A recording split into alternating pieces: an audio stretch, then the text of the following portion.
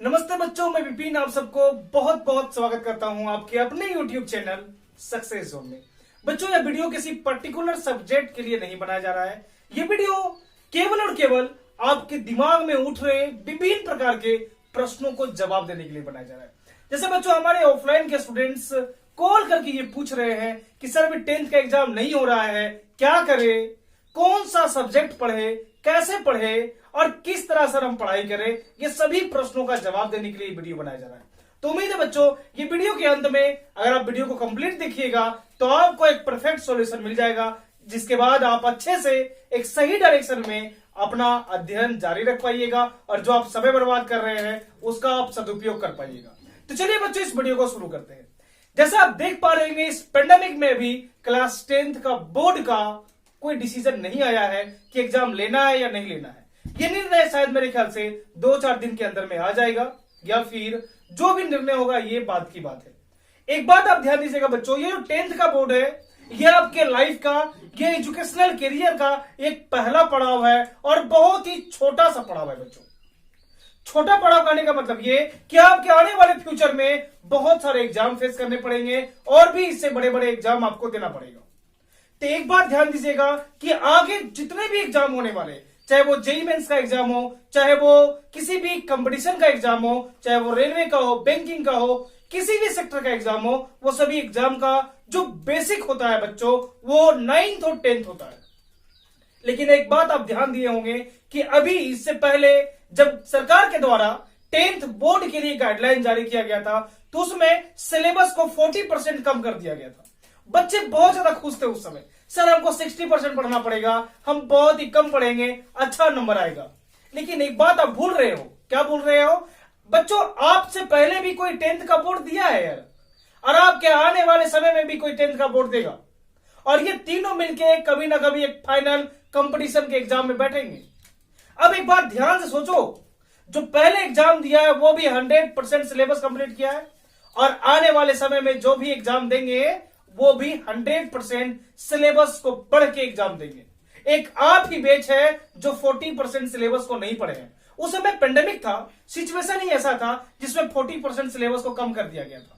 अरे आपके पास अभी गोल्डन अपॉर्चुनिटी है, आप अभी घर में फ्री बैठे हुए हैं, समय को बर्बाद कर रहे हैं, ये समय का सदुपयोग कीजिए। जो 40% सिलेबस आप छोड़ दिए थे, जिसके बारे में आप सोचे भी नहीं थे, देखे भी नहीं थे, वो 40% सिलेबस को आप अच्छे से बढ़िया से कंप्लीट कर लीजिए। अब पूछिएगा सर ये क्लासेस नहीं चल रहा है, ट्यूशन बंद है, हम कहां जाएंगे और 40% सिलेबस कैसे कंप्लीट करेंगे? तो ये बहुत ही बड़ा बेवकूफी वाला सवाल है। बेवकूफी वाला इसलिए क्योंकि ये बहुत ही बड़ा टेक्नोलॉजी का दुनिया है, और इस समय अगर आप ऐसा सवाल करते हैं तो ये मूर्खतापूर्ण सवाल है। सबसे बड़ा भंडार अभी हमारे यहाँ है तो यूट्यूब है। आप यूट्यूब के जरिए वो 40% सिलेबस को बहुत ही सरलतापूर्वक कंप्लीट कर सकते हैं।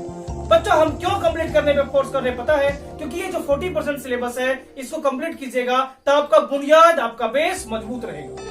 यही बेस और बुनियाद आपको आगे काम देगा, चाहे वो मेंस का एग्जाम हो, चाहे वो किसी भी जनरल कंपटीशन का एग्जाम हो, वहां पे आपका बेसिक कॉन्सेप्ट, बेसिक नॉलेज ही काम देता है। तो सबसे पहला और बहुत ही इंपॉर्टेंट काम है कि आप अपने 40% सिलेबस को अच्छे ढंग से कंप्लीट करेंगे। ठीक है बच्चों, अब इसके बाद एक और सवाल आता है, सर हम अच्छे से 100% सिलेबस को कंप्लीट कर लिए। तो ये बहुत ही अच्छी बात है, जो स्टूडेंट अच्छे से 100% सिलेबस कंप्लीट कर रहे हैं उसके लिए भी कुछ आगे ऑप्शन है। क्या ऑप्शन है?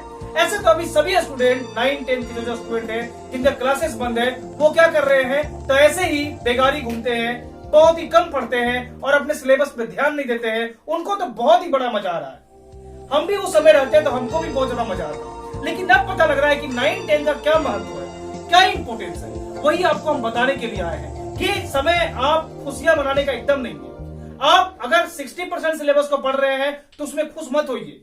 ये 9-10 बहुत इंपॉर्टेंट है, जो आप नहीं जान रहे हैं आप आगे जाओगे तब आपको पता लगेगा कि 9-10 कितना बड़ा बेसिक था, और वो समय बहुत बीत चुका होगा, फिर केवल और केवल पछतावा करते रहिएगा। तो अभी समय है अच्छे से कंप्लीट कर।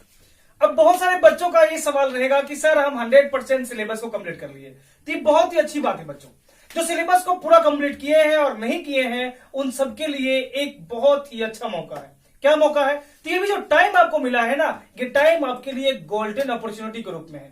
आप क्या कीजिए, अभी आप एक एग्जाम को बेस बना के उसी एग्जाम के आधार पर तैयारी कीजिए। तो सबके दिमाग में यह आएगा कि सर हम किस एग्जाम को बेस बनाएं।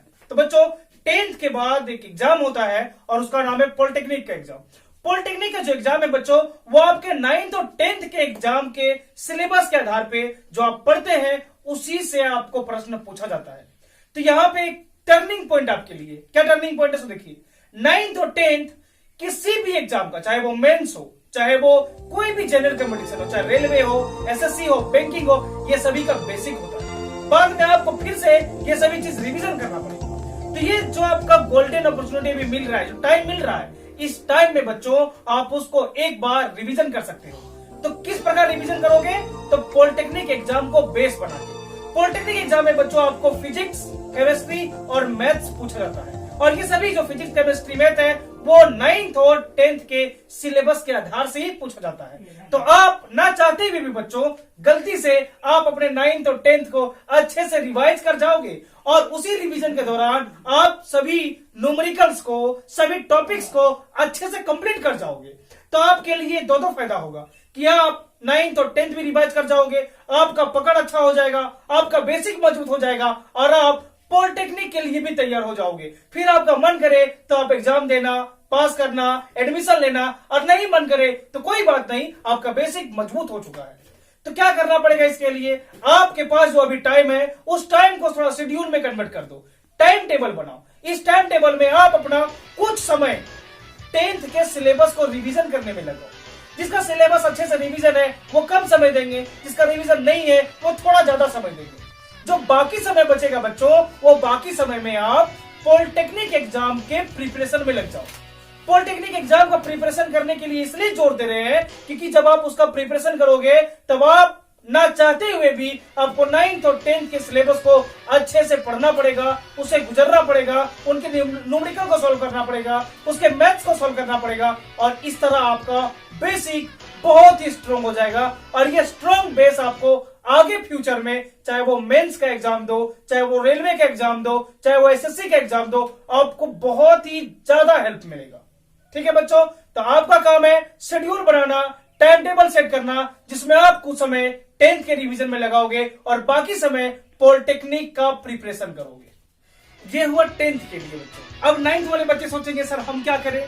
तो देखो बच्चों, आप सब के पास भी बहुत ही बड़ा अपॉर्चुनिटी है। आप 9th में हो, मतलब आप बेसिक में से भी गुजर रहे हो, आपको अभी बेसिक बनाने का पूरा समय मिला होगा। तो आप क्या करोगे, तो आप अभी अपना साइंस और मैथ्स का जो बुक है, अगर आप बुक लिए हैं तो बहुत ही अच्छी बात है, नहीं बुक लिए हैं तो परचेज कर लीजिए। तो कैसे परचेज कीजिएगा, एक बहुत ही बड़ा यहाँ पे समस्या आता है, सर दुकानें भी बंद है। लेकिन ऑनलाइन दुकान नहीं बंद है बाबू, आप फ्लिपकार्ट, अमेजन कहीं से भी ऑर्डर करके आप बुक मंगा सकते हो। बुक मंगाइए और उस बुक के आधार पे पढ़ाई स्टार्ट कीजिए। अभी मेरे चैनल में भी क्लास 9th का अच्छे से सिलेबस के आधार पे पढ़ाई चल रहा है। हम मैथ और साइंस को कंप्लीट कर रहे हैं। आप हमसे भी जुड़ के बहुत ही अच्छे तरीके से अपने सिलेबस को कंप्लीट कर सकते हो। यही एक बेसिक होता है जहां से आप गुजर रहे हो, इसको आप अभी से स्ट्रॉन्ग बनाने का कोशिश करो। दायरा को लिमिटेड मत रखना कि इतना ही पढ़ना है, एनसीईआरटी में जितना दिया हुआ है बस उतना ही पढ़ेंगे, तो फिर आपको पछताना पड़ेगा और फिर आपका आगे जाके दोबारा रिवीजन करना पड़ेगा। तो क्या करेंगे अभी, तो कुछ एडिशनल बुक रखेंगे अपने पास। कौन कौन सा बुक रखेंगे, जैसे आप मैथ्स में आर.डी. शर्मा रख सकते हो, बहुत ही अच्छा बुक है, उस बुक में बहुत सारे प्रश्न दिए गए हैं। और आप साइंस में एस चांद को फॉलो कर सकते हो, इसमें भी बहुत सारे टॉपिक दिए गए हैं, हर टॉपिक का बहुत सारे एग्जाम्पल दिया गया है, आप खुद से भी पढ़ के समझ सकते हो। ठीक है बच्चों, आई होप बच्चों ये वीडियो आपको कुछ ना कुछ जरूर इंफॉर्मेटिव लगा होगा और आप कुछ ना कुछ सॉल्यूशन ढूंढे होंगे और आपके बहुत सारे प्रश्नों का जवाब भी मिला होगा। तो ये वीडियो को यहीं तक मत रोकिएगा, अपने सभी दोस्तों तक इसको शेयर कीजिएगा। आपके पास जिस तरह सवाल था, आपके दोस्तों के पास भी ऐसा ही सवाल होगा, वो भी वेट कर रहे होंगे जवाब के लिए। तो आप अपने दोस्तों के बीच में शेयर कीजिएगा। जितने भी आपके पास ग्रुप होंगे वो सभी ग्रुप में इस वीडियो को जरूर शेयर कीजिएगा और कमेंट कीजिएगा वीडियो कैसा लगा। और थैंक्स फॉर वॉचिंग। जय हिंद।